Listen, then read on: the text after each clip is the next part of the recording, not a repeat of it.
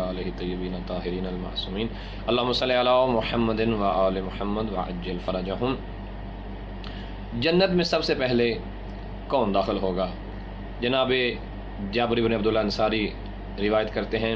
کہ کچھ گروہ کچھ اصحاب رسول اسلام صلی اللہ علیہ وآلہ وسلم کے پاس تشریف فرما تھے،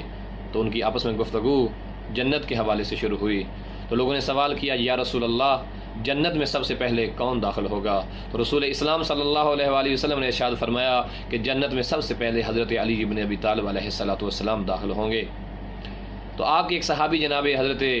ابو دجانہ انصاری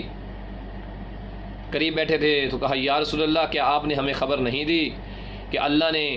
تب تک تمام انبیاء پر جنت کو حرام قرار دیا جب تک جنت میں آپ داخل نہیں ہو جائیں گے، تمام امتوں میں جنت کو حرام قرار دیا جب تک آپ کی امت جنت میں داخل نہیں ہو جائے گی۔ رسول اسلام صلی اللہ علیہ وآلہ وسلم نے ارشاد فرمایا کہ اے ابو دجانہ تم صحیح کہہ رہے ہو، ہاں ایسا ہی ہے، لیکن کیا تم نہیں جانتے کہ اللہ سبحانہ و تعالیٰ کا ایک نورانی پرچم ہے کہ جس کے عمود جو ہیں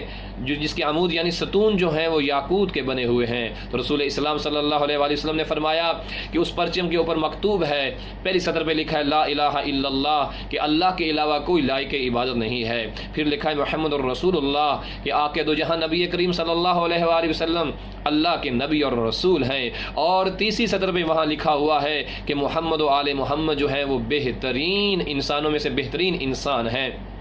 اس کے بعد رسول اسلام صلی اللہ علیہ وآلہ وسلم نے ارشاد فرمایا کہ اس نورانی پرچم کو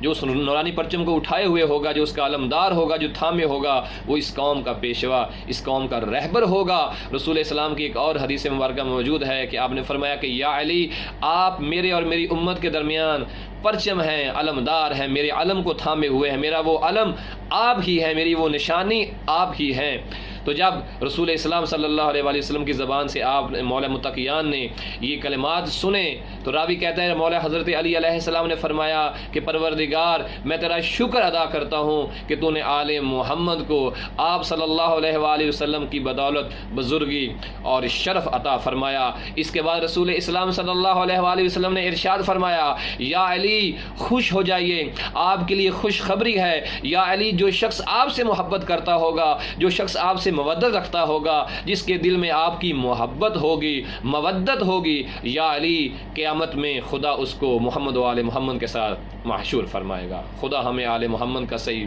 چاہنے والا، صحیح محب اور ان کا پیروکار بننے کی توفیق عطا فرمائے، آمین۔